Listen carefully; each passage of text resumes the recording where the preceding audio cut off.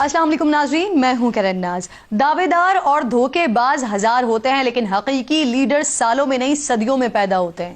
جب وہ مسلم حکمران بن کر ابھرا، عالمی طاقتوں نے اسے نشانے پر رکھ لیا۔ جب اس نے امت کو جگانے کی کوشش کی، اپنے حقوق یاد دلائے، ظالم کے آگے جھکنے سے انکار کیا، تو اسے اقتدار سے اتارنے کے لیے ہر طرح کی سازشیں ہوئیں، کبھی بیرونی تو کبھی اندرونی، مگر لیڈر وہی ہے جو حق بات کہہ کر اس پر ڈٹ جائے، چاہے اس کے بدلے اسے اپنی جان ہی کیوں نہ گوانی پڑ جائے۔ اور کچھ ایسا ہی ہوا۔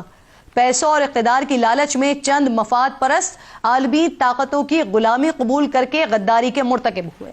ایک نڈر اور بہادر لیڈر کو موت کی نیند سلانے کا پلان بنایا گیا۔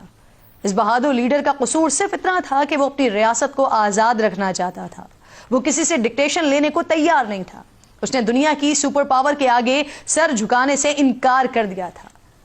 اسے مار دینے کے پیغامات بھی پہنچائے گئے لیکن وہ ڈرا نہیں، یہاں تک کہ پلان بنانے والے ایگزیکیوٹ بھی کر چکے لیکن وہ جھکا نہیں۔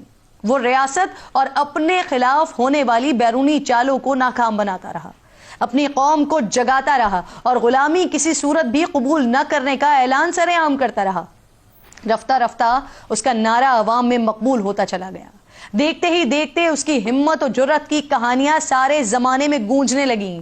شاید وہ اس سے پہلے کبھی اتنا مقبول نہیں تھا جتنا دشمن کی سازش اور اندرونی غداری نے اسے کر دیا تھا۔ ہاں، اس کی طرز حکومت میں کچھ خامیاں ضرور ہو سکتی ہیں لیکن اس کی بہادری نے اسے اوروں میں ممتاز کر دیا تھا۔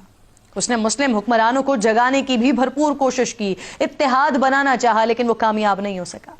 بدقسمتی سے بیرونی دشمنوں کے سامنے ڈٹ کر کھڑا ہونے والا اپنے قریبی ساتھیوں کے ہاتھوں دھوکا کھا گیا۔ اس کے ساتھ بھی وہی ہوا جو اکثر حق پر چلنے والوں کے ساتھ ہوا کرتا ہے، وہ شہید ہو گیا۔